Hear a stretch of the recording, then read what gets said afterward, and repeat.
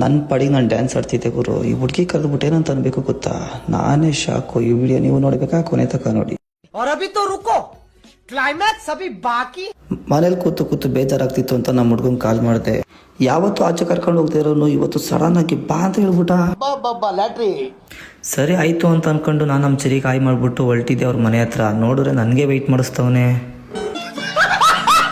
ಕೊನೆಗೂ ಬಂದಾಗರು ಎಲ್ಲೋ ಆಚೆ ಕಡೆ ಕರ್ಕೊಂಡು ಹೋಗ್ತೀನಿ ಅಂತ ಹೇಳಿದಲ್ಲ, ಏನಾಯ್ತು ಅಂತ ಕೇಳಿದ್ಕೆ ಇವಾಗಲ್ಲ ಕಣೋ 6 ಗಂಟೆಗೆ ಅಂದ. ಸರಿ ಇನ್ನೇನು ಮಾಡೋಣ, ಅವ್ರ ಮನೆ ಟೈಮ್ ಪಾಸ್ ಮಾಡೋಣ ಅಂತ ಹೇಳ್ಬಿಟ್ಟು ಮೂವಿ ನೋಡ್ಕೊಂಡು ಗೇಮ್ಸ್ ಎಲ್ಲ ಆಡ್ಕೊಂಡು ಅಲ್ಲಿ ಸ್ವಲ್ಪ ಟೈಮ್ ಪಾಸ್ ಮಾಡ್ದವು. ಕೊನೆಗೆ ಟೈಮ್ ಆಗಿದ್ದೆ ಗೊತ್ತಾಗಿಲ್ಲ, ಆಲ್ರೆಡಿ 5 ಗಂಟೆ ಆಗ್ಬಿಟ್ಟಿದೆ. ಸರಿ ಆಯಿತು ಅಂತ ಅನ್ಕೊಂಡು ನಾನು ಮನೆಗೆ ಹೋಗ್ಬಿಟ್ಟು ರೆಡಿಯಾಗಿ ನಮ್ಮ ಮನೆ ಹತ್ರ ಬಂದ್ಬಿಟ್ಟು ಅವನೇ ಬಂದು ಕರ್ಕೊಂಡು ಹೋದ. ಸರಿ ಆಯಿತು ಓಕೆ ಅಂತ ಅನ್ಕೊಂಡು ಎಲ್ಗೋ ಅಂತ ಕೇಳಿದ್ಕೆ RCB ಮ್ಯಾಚ್ ನೋಡೋಕ್ಕೆ ಅಂತ ಹೇಳ್ದ. Congratulation brother. ಪೊಲೀಸ್ ಹೆಲ್ಮೆಟ್ ಹಾಕಿಲ್ಲ ಅಂತ ಮಕ್ಕನೇ ಆ ಕಡೆ ತಿರ್ಸ್ಕೊಬಿಟ್ಟವ್ರೆ.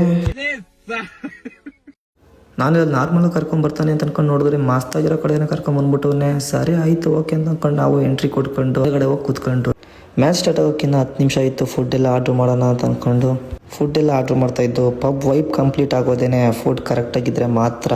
ಇನ್ನು ಮ್ಯಾಚ್ ಸ್ಟಾರ್ಟ್ ಆಗಿಲ್ಲ, ಕ್ರೇಜ್ ಮಾತ್ರ ನೆಕ್ಸ್ಟ್ ಲೆವೆಲ್. ಯಾರೋ ಶೀಲ ಅಂತಿದ್ರು. ನಾವು ನೋಡೋಣ ಅಂತ ಅನ್ಕೊಂಡು ಕೆಳಗಡೆ ಹೋದ್ವಿ. ನೋಡಿದ್ರೆ ಯಾರು ಇಲ್ಲ ಅಂತ ಅನ್ಕೊಂಡು ಒಬ್ಬನೇ ಡ್ಯಾನ್ಸ್ ಆಡೋಕ್ಕೆ ಸ್ಟಾರ್ಟ್ ಮಾಡಿದೆ. ಸಡನ್ ಆಗಿ ನೋಡಿದ ತಕ್ಷಣ 3 ಹುಡುಗಿರು ಬಂದ್ಬಿಡೋದ.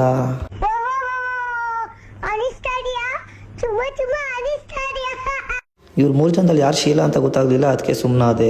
ಪಬ್ಬಲ್ಲಿ ಕನ್ನಡ ಸಾಂಗ್ ಇಲ್ಲ ಅಂತಂದ್ರೆ ಅದು ವೈಬ್ ಅಂತ ಅನ್ನಿಸ್ಕೊಳ್ಳೋದೇ ಇಲ್ಲ. ನೋಡ್ತಿದ್ದಂಗೆನೆ ನಮ್ಮ ಅಪ್ಪು ಸಾಂಗ್ ಹಾಕಿದ್ರು, ನಾವು ಬಿಟ್ಬಿಡ್ತೀವ.